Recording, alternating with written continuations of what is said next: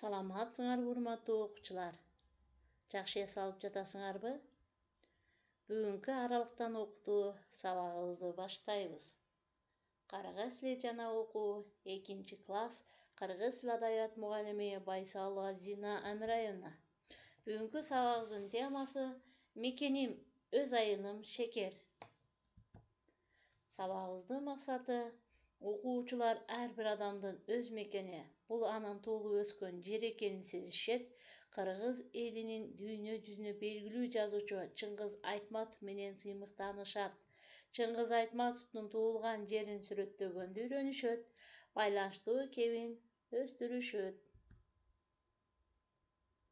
Кана балдар, өтүлгөн темаларды кайталап алалычы. Анда силер суроолорго жооп бергиле. Силер кандай даан эгиндерди билесиңер? Нан эмнеден жасалат? Арпа, буудай эмне үчүн керек? Балдар, суроолорго жооп жазып, менин WhatsApp'ыма жөнөтөсүңөр. Эми балдар, кунт коюп угуп отургула, биз жаңы лексика менен таанышабыз.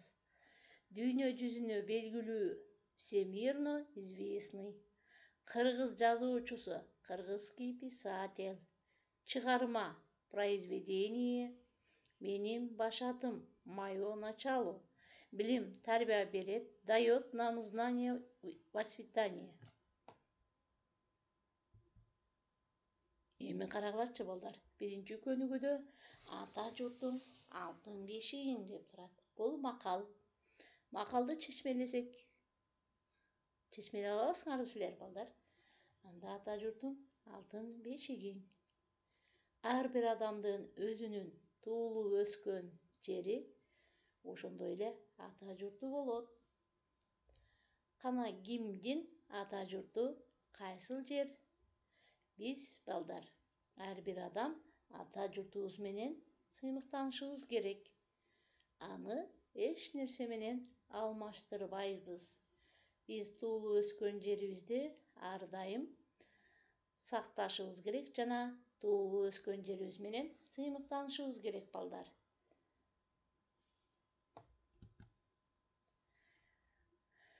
Кимдин сүрөтү балдар? Ооба, Чыңгыз Айтматовдун сүрөтү. Чыңгыз Айтматов ким болгон балдар? Чыңгыз Айтматов кыргыз элинин залкар жазуучусу.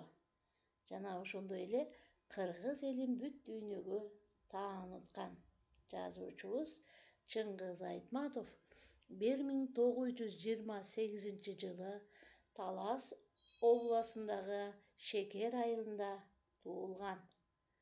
Ал мектепте окуп жүргөндө эле согуш башталат. Турмуштун көп кыйынчылыктарын тартат. Согуш мезгилиндеги көргөндөрү жөнүндө кийин өз чыгармаларында жазат. Чыңгыз Айтматовго чоң энеси Айымкан жомокторду, уламыштарды, элдик ырларды көп айтып берип турган. Ал Чыңгыз Айтматовду эне тилин сүйүүгө үйрөткөн. Балдар, көрдүңөрбү? Чыңгыз Айтматов жаш кезинен эле эмгекчил болгон. Эми балдар, 3-чү көнүгүүнү карагыла, диалогду окуйбуз. Акылай менен Чапалак бала. Акылай, Чыңгыз Айтматов ким болгон? Мында Чапалак бала. Чыңгыз Айтматов дүйнө жүзүнө белгилүү кыргыз жазуучусу.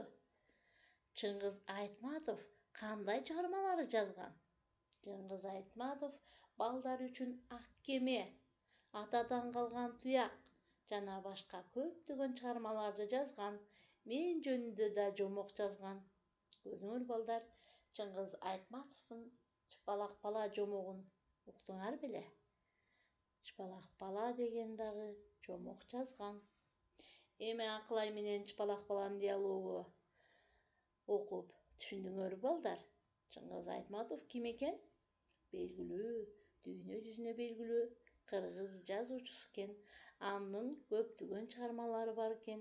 Ак кеме, атадан калган туяк, эрте жазда келген турналар. Балдарга арналган көптөгөн чыгармалары бар балдар. 5-көнүгүнү карагыла. Текстти окуйбуз. Менин мекеним. Мекен деген кыргыз элинде ата бабамдын жери дегенди билдирет.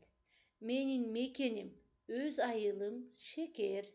Анткени менин баш атым ушу Шекер айылы. Ушул жерде аталарым жана бабаларым жашаган. Ушул жерде төрөлүп, ушул жерде чоңойгонмун. Биз туулуп өскөн жер билим, тарбия берет, деп Чыңгыз Айтматов эскерген экен. Көрдүңөрбү балдар? Мекен деген сөз ата бабамдын жерин дегенди билдирет экен. Чыңгыз Айтматов ошо Шекер айылында өсүп чоңоюптур. Ошол жерде билим, тарбия алган. Көрүңөр, жаш кезинен эле Чыңгыз Айтматов эмгечил, билимдүү адам болгон. Анда балдар ушул текстти окуп түшүнгүлө. Эми балдар үйгө тапшырма 4-көнүгү сүрөттөп жазгыла. Шекер айылын, Манас тоо, Чыңгыз тоосун, Күркүрөө дарыясын сүрөттөп жазгыла балдар. Үйгө тапшырма ушул сүрөттөрдү сүрөттөп жазасыңар. 2ден сүйлөм жазсаңар болот балдар. Ушуну менен бүгүнкү аралыктан окутуу сабагыбызды аяктадык балдар. Саламатта калгыла.